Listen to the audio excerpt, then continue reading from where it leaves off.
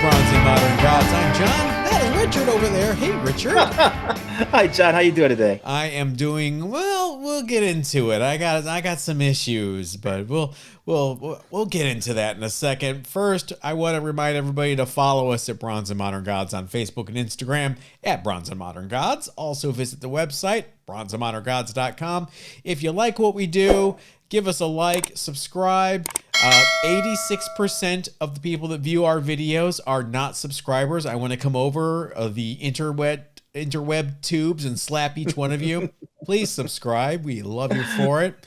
We've got our topic today, which is the top 5 Copper Age books to spec upon. Interesting. They may not be what you think. We also have our underrated books of the week. We've got 25-year rule as always, hot book of the week. But before we get started, Richard, I have a rant. Yes, you do. A patented John rant.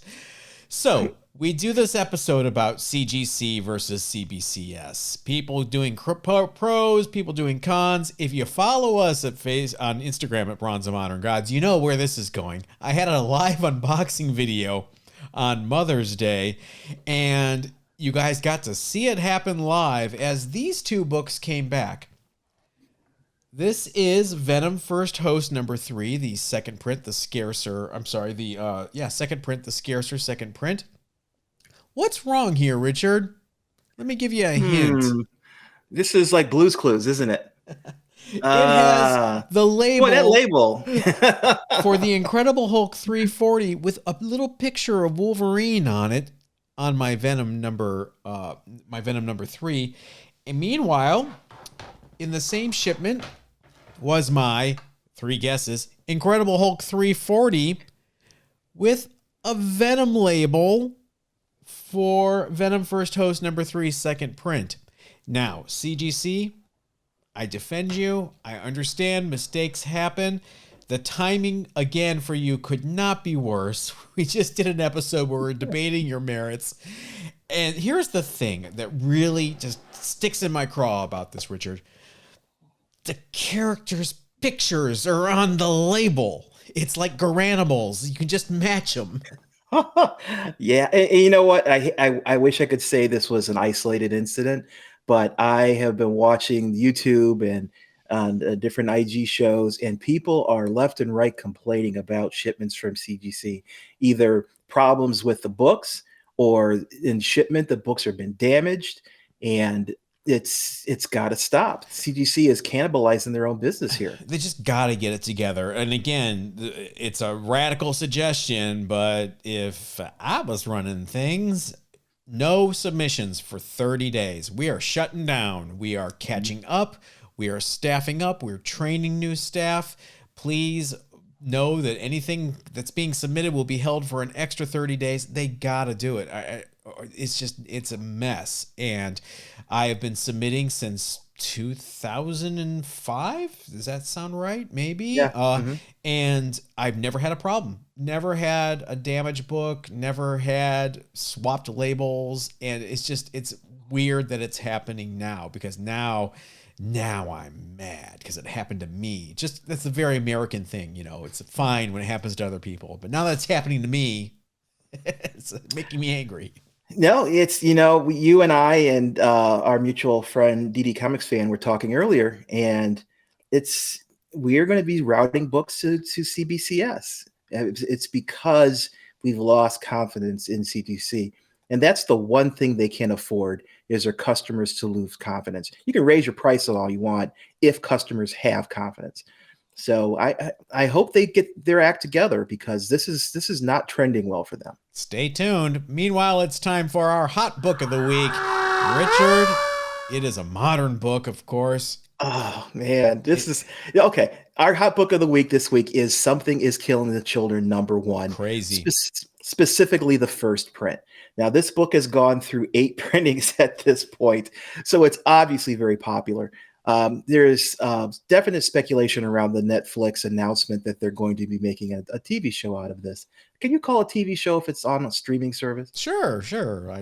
Arrested Development's a TV show. Okay. The thing, and that's great. The speculation is awesome. The story is awesome. This is one of the 2 stories recently, Something is Killing the Children and Department of Truth, that I think are really, really strong stories in themselves. But the thing is, this book is less than 2 years old, and a 9.8 sold this month for $1,350. That's crazy.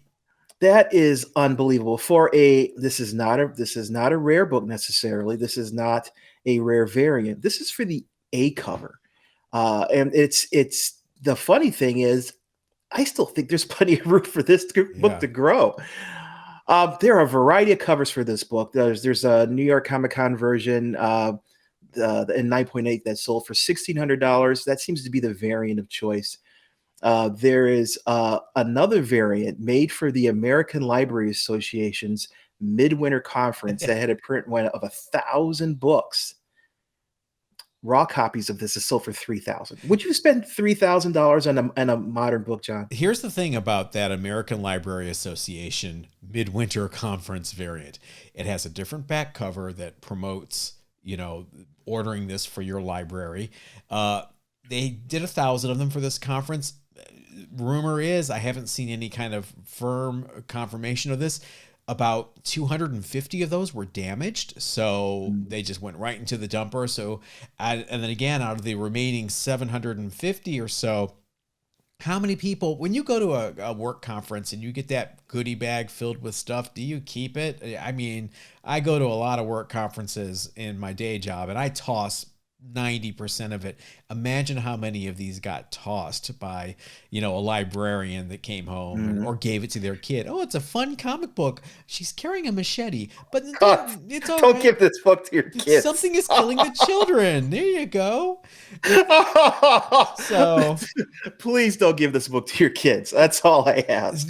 That eBay sell for $3,000, if you look at it, and I'll bring it up on the screen here, it's got like major spine ticks. So somebody has faith in this version being big, like a 1 in 25 Ultimate Fallout 4 variant, that type of level. You know what? And looking at it from that particular context, it's for a raw copy though. $3,000 is a lot of money for an 18-month-old book. Less than 2 years old. But this book is awesome in terms of the story. I am completely surprised that Netflix is picking up as a book or as a property, mainly because of the sheer level of violence and graphic depiction of dead children in this story, and how it is important to the story. Obviously, it's in the title of the book. How do you separate that and make it palatable for an audience that may not have the stomach for it? Hey, and that's always been my concern about this. Walking Dead's in its 11th season, Yeah, but they didn't have. I don't want to get graphic into the contents of the books for those who haven't read it. It is very graphic, and that graphic level of gore is carried through the whole book, and it kind of becomes the backdrop of the story. So it's intricate. Intertwined. It's very intertwined with the rest of the storyline. So you can't separate. You can't make it someone just killing the puppies, because it won't have the same kind of impact. I think that would have more outrage if someone was killing the puppies. Here's the crazy thing about this book: the sixth print is trending towards $1,000 right now. And I've been buying it since I think issue 4. I missed out. That's why 1 through 3 are so expensive. The later issues each have a 1 in 25 variant that are incredibly scarce, and those are topping near $1,000 each now too. So that 8th print that came out a few weeks ago, that everybody's like, oh, poo poo. There's tons of them. You'll get it free with Berserker. Blah blah blah. Don't bother. You might want to grab one just to have one at this point. I got 5. There you go. The cover is fire. Of all the covers, it is the most bold and most statement. Jenny Frison does a number of the covers for the book. If you're a fan of her art, I would definitely look at this. But yeah, this if I think it's going to boil down to the trailer as to how if the trailer is done, if they manage to capture the spirit of this story without ripping away that primal revulsion that's a part of the story, um, they got a hit on their hands, and all these $1,300 number ones will be $2,000 number ones. If they dumb it down to fit soccer moms in Utah, sorry Utah, I'm not picking you specifically. If they dumb it down like that, it's not going to have the same kind of impact, and I think it's not going to hold the value. I think it might keep that impact because did you watch Walking Dead on AMC? I watched the first episode of Walking Dead. He had to kill the little girl zombie, and I stopped. There you go. So it didn't stop them. The fact that it was a child, it gets even more intense. No spoilers, but you guys know the story about Carol and the two girls that happens later in the series. I don't think they're going to shy away from some of these aspects, so we'll have to wait and see. But in the meantime, $1,300 for a 2-year-old book. I don't have. I have a third and a fourth print, raw. I don't have a first print, and I have been wrestling with myself, thinking either I buy one now or I'm going to end up having to pay $2,000. Do you like it? I think it's a great story. I think it's an important comic book story. I'm all for it then. If you like it, if you're specking and you've got $1,300, please buy some silver. Stop it. Yeah. Again, don't make me reach through the inner tubes again and slap you. I'm not going to do that. But I don't. No, this is for the PC-ish. I need the first print. Yeah, I don't want to poo-poo anybody's purchasing habits, but I see stuff like this, and the old man in me just comes roaring out. It's FOMO, people fear, it's like, oh, if I don't buy it now, it's going to be more expensive to buy later. So let me put it on my credit card. And, you go down that horrible path. And, hey, the show might suck. You might end up, not that Captain Marvel sucked, but you might end up with a Ms. Marvel #1 on your hands if you remember all that. So be careful. Buyer beware. Our main topic this week, 5 Copper Age spec books that we are picking for you to take a look at. Now, this is a combination of obvious stuff and maybe some you haven't thought of. So we're not saying these are the top 5. We're saying these are 5 Copper Age books that are really primed to explode in the next few years. Richard, why don't you start? Again, some obvious ones. Richard? All of mine are obvious. When we talked about this topic, I thought, okay, if I'm sitting here 12 months from now and I wanted to have a collection of books that I could enjoy for that 12 months, and then at the end of that period, have profit. In other words, what I bought it for, it would exceed that amount. So my picks were picked with that particular thought in mind. So my first pick is, like John says, a kind of an obvious one. It's Thor 337, the first appearance of Beta Ray Bill. Beta Ray Bill is a long-term favorite of mine. I bought this book off the rack, loved it, loved the next issue, the issue after that, which completes this particular story. It's a great story, and it has very strong chance of showing up in either Thor 4 or in Guardians of the Galaxy 3. It's one of those characters, I think, that Marvel is putting bank on. I mean, if you look recently, there was a recent Beta Ray Bill series. It's actually still ongoing. Yeah. That carries on his story. So this book it's been seen monster gains, even with no firm announcement. I mean, there was gains. Sorry. I remember back in the day, which is only like 3 years ago. This book was a $200 book at 9.8. It was not very expensive. It's not necessarily an overly rare book. I've seen certain dealers with 10, 12 copies of this thing. But recently, the 9.8 average for the 90-day average for this at 9.8 is $1,000, $997 according to GPA, with a high sale of $1,500. Yeah. That is not for the newsstand. There's a newsstand and an even rarer Canadian price variant of the book. The $1,500 sale was for the direct copy.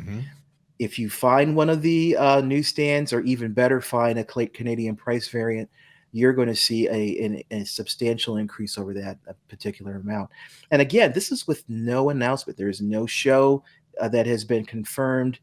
We've not seen anything but this, smudgy little character in the background, even indicating the MCU acknowledges his existence. But he's such a great character. He's an undeniable hero. He's up there with Thor. I really have a hard time if you're looking to again make bank. This is a character that I think needs to be in the MCU. Now, this is a book that has always been in demand. There's been peaks and valleys, but we were there when this came out, and I remember Thor was kind of a moribund title. It had seen much better days. Walt Simonson came on as the writer and artist. Dealers were not prepared for the demand. I remember scrambling on my moped, going from Dairy Mart to Dairy Mart, trying to find as many copies of Thor 337 as I could. I got a few. It was a tough book to find. So while there are, comparably a lot of copies out there, not as much as you may think. It was severely underordered at the time. And we can't forget the cover. Yeah. That cover is iconic. It's right up there with Amazing Spider-Man 300 and the number of times it's been homaged over and over and over again. And here it is. It looks beautiful on a shelf. You've changed locations today, Richard, so we don't get to see yours. Yeah, I've got a newsstand 9.8 signed by Walt Simonson himself, which is one of my treasured books. It was one of the first slabs that I bought. I thought I paid what I thought at the time was overvalued. I think I paid $400 for it. Seems like a bargain now. Yeah. But no, yeah, that's Walt Simonson is one of my favorite artists. And I think he made one of those, like you say, iconic covers with this post. It is a difficult cover with all that white in order to try to get a 9.8 with it. It shows up every single little flaw. So if you see a 9.8 or if you see a 9.8 candidate, grab it. I've never personally been able to get a 9.8 slab.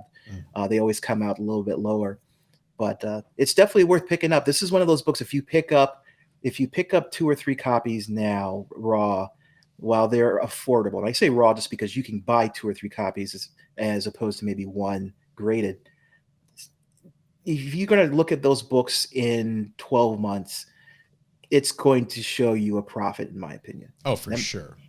Yeah. So I kind of went another direction with this, and I'm trying to pick some books that have some heat, but you may have forgotten about or overlooked or maybe not even known about. The first one, when I say it, it's going to sound so obvious, but I just don't think people have really picked up on it yet.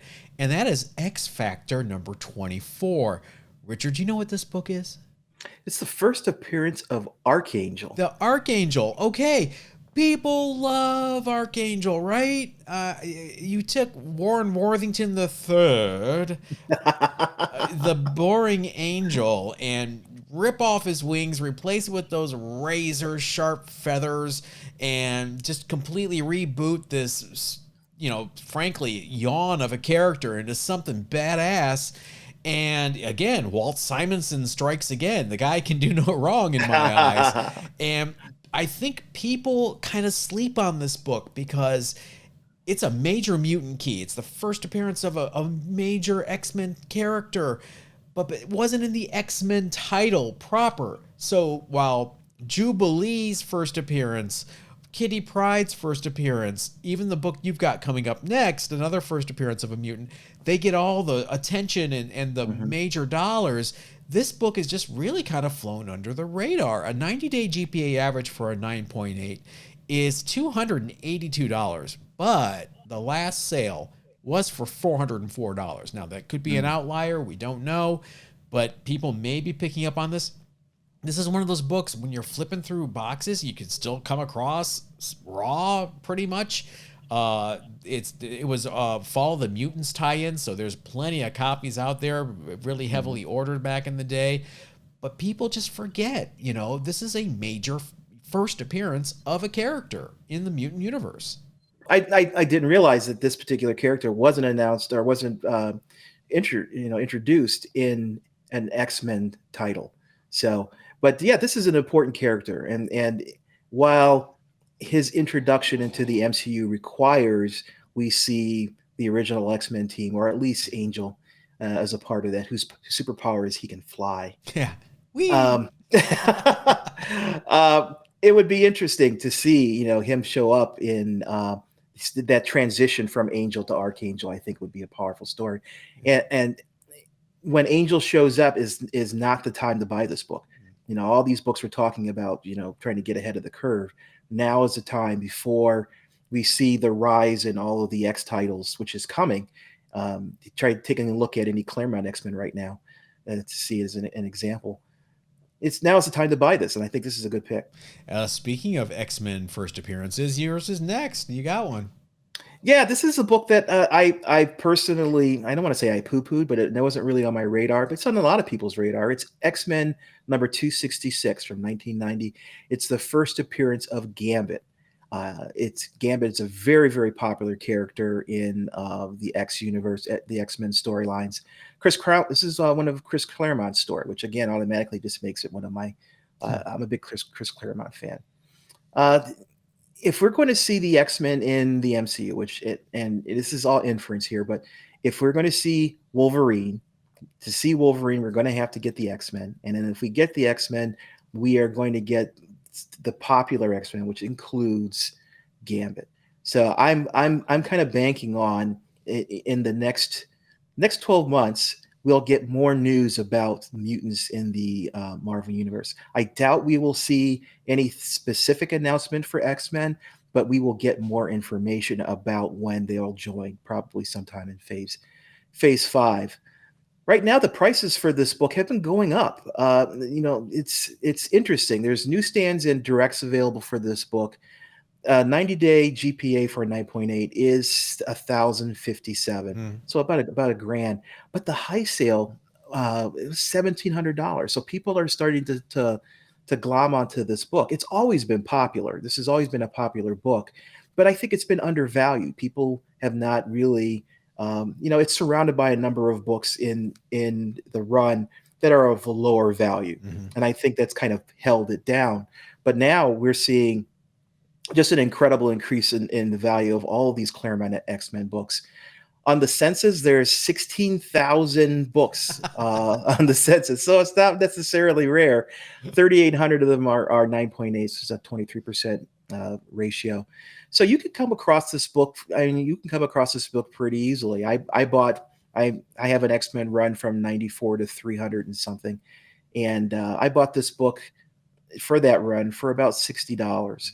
And as a raw book, so they're out there. You can get them fairly easily. It's those graded books that are going up in value, and frankly, given the problem with CGC, I think people are going to associate an even greater premium towards books that are already graded. So if I want a 9.8, I may pay to avoid all the hassles and the nightmares a little bit more to get that slab 9.8 rather than take a chance with a raw 9.8 candidate.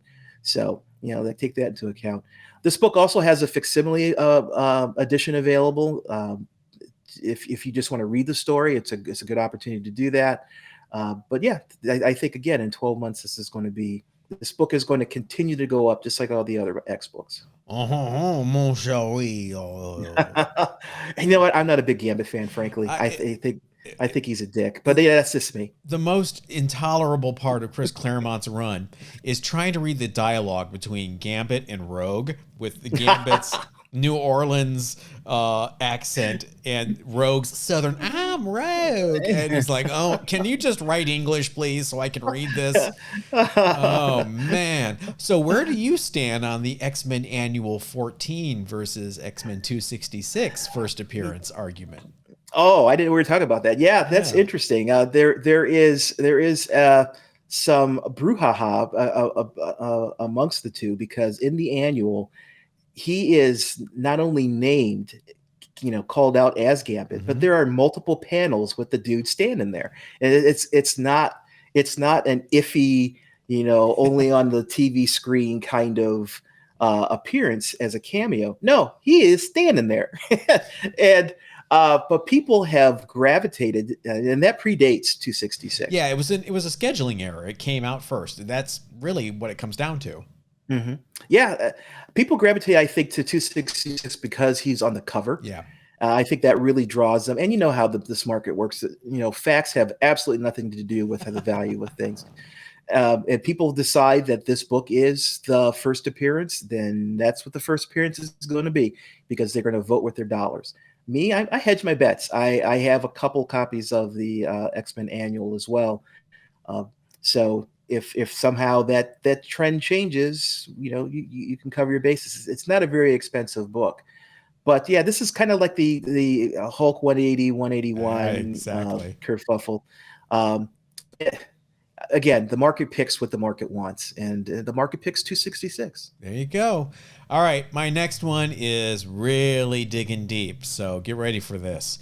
It is Vampirella number 113. What, John? You've lost your mind. Well, maybe. This is the last issue of the Harris Publications run that took over for Warren when Warren went out of business. It was published in 1988. It is magazine size, so you've got that working against it. But it's really, really hard to find. The Vampirella had seen better days. It was a very low print run. There was the cover price of $3.95. There's even a $4.95 price variant out there as well, which is really strange. Vampirella is still popular. She may have lost a lot of luster in the last decades or so, but Dynamite still does stuff with her. Right? I think there was a Vampirella meets Betty and Veronica book. I mean, come on. It's good stuff, man. I know you love that, but there's just I'm like, what? So there is demand. This is very hard to find. A 9.8 sold in 2015 for $4,000. The most recent significant sale was just last month for a 9.4 that sold for $779 for a 9.4. I think this is something that if you flip through your LCS's magazine boxes that nobody goes through, and you keep going past all the cracked magazines and the Savage Sword of Conan magazines and the Rook and things like that, heavy metal, you might stumble across a Vampirella 113 and make some coin. Yeah, this is interesting. I when I go to conventions, I've been to several here. I am so thrilled. There's always the booth with the magazines, Yeah. right? And I tend not to go through those because I really just don't know enough magazines to make it worth my effort. But yeah, if I could sneak in a Vampirella 113, that would be a coup. Yeah, magazines. I always go for like 3 or 4 things. I always look for a Marvel preview with Star-Lord, number 4, to see if I can find that. I always look for a few issues of Foom that have those cameos, like the first Wolverine that wasn't really Wolverine. And then I always look for Vampirella 113. I haven't had any luck yet, but it shows you how tough this book is to find. Yeah, absolutely. Okay, my next pick. This is another super obvious one, but I think people are still undervaluing Amazing Spider-Man number 252. This is the first appearance of the black costume. Spider-Man doing that again, classic pose from Amazing Fantasy 15. It is such a great looking book.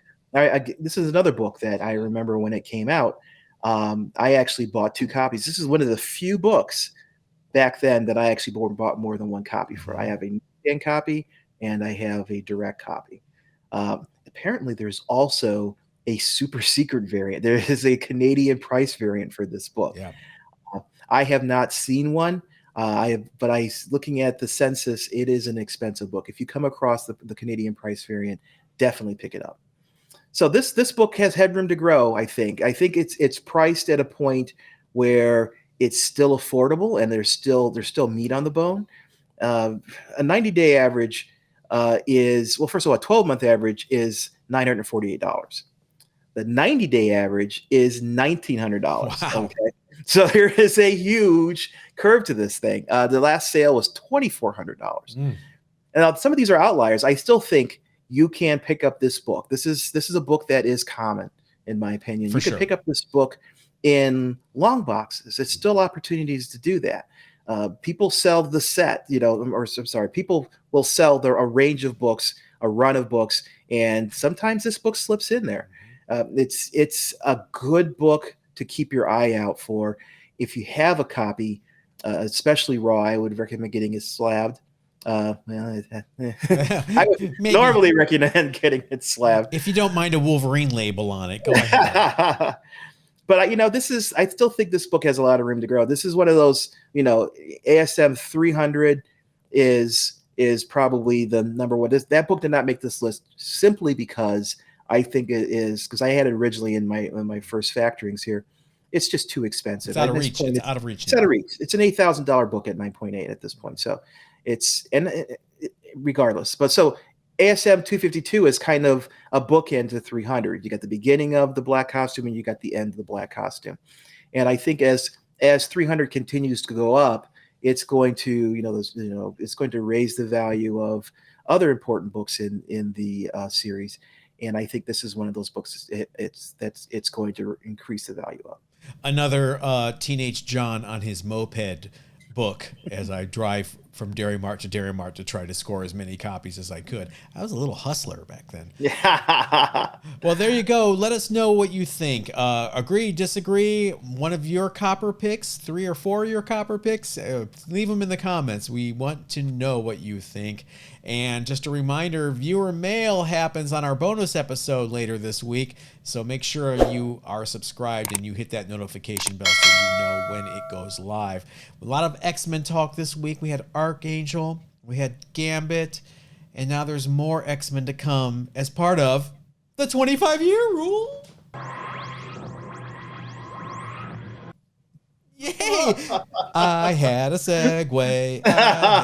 Okay. All right. Today's 25-year rule book from 1996 is X-Men versus the Brood #1. Richard, any idea that this book ever existed? Funny, I did Really? remember this book. Yes, I was a huge Brood. Brood is like one of those perfect villains. I really think that Marvel hit the ball out of the park with the Brood in general. So you were aware of this. I had never heard of this book till I No? started doing some research. This was a frankly weird 2-issue double-sized miniseries where, just like it says on the tin, the X-Men fight the Brood. Now, I love the creative team, written by John Ostrander, who was just an excellent writer on The Spectre. He also wrote Suicide Squad for that full 80s run. More of a DC guy, but here he is in the Marvel Universe, dipping his toe in some X-Men stuff, drawn by a very early Brian Hitch, which is really cool. I'm not sure if this story was meant as a fill-in for the X-Men or for an annual or something, or what the deal was, why they just made this weird 2-issue miniseries. But the good news is it's easily had on eBay. A 9.8 sold just last month for a whopping $20.50. So just over what it cost to slab. This is just one of those weird titles I think a lot of people either don't know or forgot about. And, I don't know if there's any play on this, Richard. What do you think? It depends on the direction the MCU goes. To me, if you're looking at cosmic stories, as Marvel is saying that their next phases are going to focus on, the Brood, the Brood are basically like aliens for those who haven't read. You don't say. So it's not necessarily an original vision or a villain, but it's a great villain in my opinion. So if they bring the X-Men in and if they go cosmic with the X-Men, that means Starjammers, that means Lilandra, it means the Brood, right? It means pulling in the Shi'ar Empire. It means pulling in all of the backstory for the X-Men. And there's some great stories. Oh, and yeah. Starjammers alone are awesome. And the Brood was one of the storylines that ran through that cosmic phase of the X-Men. So if they pull the Brood in, this book has a potential for seeing an increase in value. I can see that. Well, so check it out. Go through those 50-cent bins. Grab yourself an X-Men versus Brood. You can't go wrong. Right, it's 50 cents. 50 cents. You can make $20 off it and sell a 9.8 for $20.50. Our underrated books of the week. Richard, you have your aversion to gore earlier is going to be completely invalidated because of your book. Yeah, I don't have an aversion to gore necessarily. I have an aversion to gore that involves children. Oh, okay. That's you get some dude with his head cut off. Yeah, that's okay. Sure. I'm eating popcorn. But you do it to a kid, and it's a different story. Right. So my pick is Crime Suspense Stories number 22. Now, this is originally an EC title. I am talking about specifically the reprint that happened in 1998 by Gemstone Publishing. It is a licensed reprint of the original EC comic line.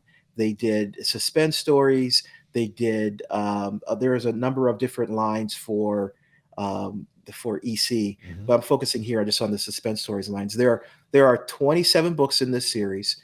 This is book number 22. Now, the number 22 is probably the most famous of the set, mainly because the cover is the definition of Sodi, the seduction of the innocent, which is a book that was caused the response of the comic code being brought into comic books. Comic book code means we are going to oversee, make sure there's no excessive violence or sexual innuendo. It's basically the cops for comic books. The EC comics were so over the top, but really well done. I mean, people forget that. I think they were really meant for older kids and adults, but it caused such a hysteria that there was a Senate hearing about the dangers of comic books on our youth. And William Gaines, the publisher of EC, was being questioned by a senator about this very cover. And the senator asked him, I'm paraphrasing, you don't think there's anything wrong with this cover? This cover's not in bad taste. And Bill Gaines famously replied, well, if he was holding the head a little higher so you could actually see the blood dripping, that would be in bad taste. For those of you who haven't seen this cover, it's pretty gory. There's a dead body on the ground, and there's a man holding a woman's head in one hand and a bloody axe in the other.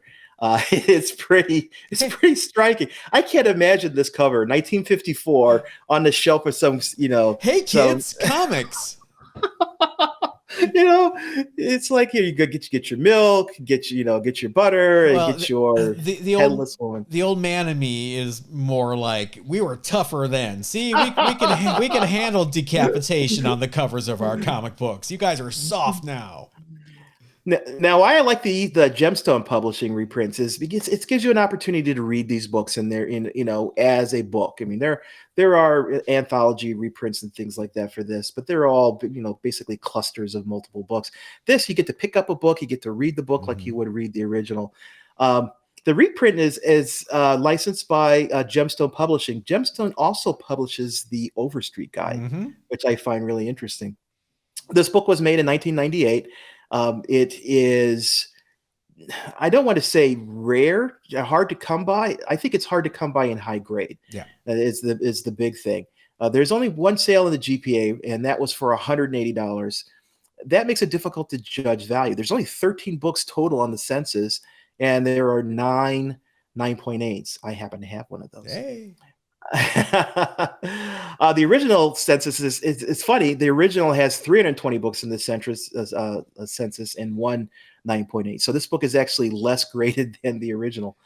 It's a beautiful book to read. I have a raw copy. I actually came across the whole run of Crime Suspense Stories on eBay a couple years ago for, I think it was less than $200. Wow. They're great books. They're excellent quality books. The stories are really interesting. Just like all of these EC books, the cover is the hook. The story isn't necessarily as graphic as the cover, but that hook, it really gets you to open that book or buy that book off the newsstand. Prices for raws are all over the place on eBay right now. There's a $112 one. There's a $400 one. And that's what's on eBay today. I just going to tell you, if you come across one in this book, especially for under $100 or under $150, I would pick this up in high grade, just because you're not going to see a lot of them, especially with the originals being out of reach. The original 1.0 right now is on eBay of the original 1954 book for $1,500. I mean, the book is basically shredded, and it's $1,500. So if you want to have this book, I have, like I said, I've got mine slabbed so I can put it on the wall. It's that awesome cover, I think, deserves to be highlighted. That cover and the other cover, I forget which EC title it is, of the woman looking at the Christmas tree, and there's a coffin with a big gift bow on it and her husband standing behind her with an axe. Those are two books that you don't want to open up in front of your wife when they arrive at the house, because you may get a call from social services. My pick this week is a little more pedestrian, but no less awesome. It is Marvel Collector's Item Classics #1. Now, this was a book that came out in 1965 with the success of the Marvel Tales annuals that came out in 64 and 65 that reprinted early Spider-Man stories and Sergeant Fury and things like that. Those are awesome. Yeah, this was launched as a companion annual, reprinting more of those hard-to-find early Marvel stories. Now, remember, when the Marvel Age began, they were small potatoes. They were not a big company. So the print runs weren't large, but as they got more popular around 64, 65, all these new fans were like, I want to read the early Fantastic Four stories. Where can I find them? I know I want to read Spider-Man 1 through 10. Can you send me a copy, Stan? So this was their way of providing a service and making some coin, frankly. This includes the first reprinting of Fantastic Four #2. #1 had already been reprinted in the Fantastic Four annual before this. And Amazing Spider-Man #3. 1 and 2 had been reprinted in Spider-Man annuals before this. Now, this book is tough in grade, a 9.8, sold in 2018 for $2,091. This title ran a long time. It became Marvel's Greatest Comics, which reprinted Fantastic Four stories, and that ran all the way to 1981. I love this this trio of books: Marvel Tales 1, Marvel Collector's Items Classics #1, and Marvel Superheroes #1, which came out in 1966. That was another annual reprint title when it started, because it was just a really cool way for some young kid in the mid 60s to learn about the Marvel universe when it first started. So I think these books are very, very underrated. Yeah, I love this book. I actually found a lower grade copy in my hunts a few months ago. So yeah, if you don't have the originals of these stories, this is a great way of reading those original on newsprint from the era. Get that feel of the original without paying the multi-$1,000 for it. This one even has in Spider-Man #3, it reprints it exactly as it appeared, including the panel where Doc Ock says, "Where are your taunts now, Superman?" Really? Yes. Oh, that's awesome. That's an awesome little how did it got by how many people and got into print, but what are you gonna do? That's gonna do it for us this week. Make sure you follow us at Bronze and Modern Gods on Facebook and Instagram. And Richard, what do we have later this week? We have our bonus episode. Tune in to listen to us read viewer mail and answer some questions, and maybe see if there's an update on my CGC books. Yeah, I'm interested in seeing what excuse they give. I don't think there is one, but we'll find out. Thanks, everybody. We'll see you then. Everybody stay safe.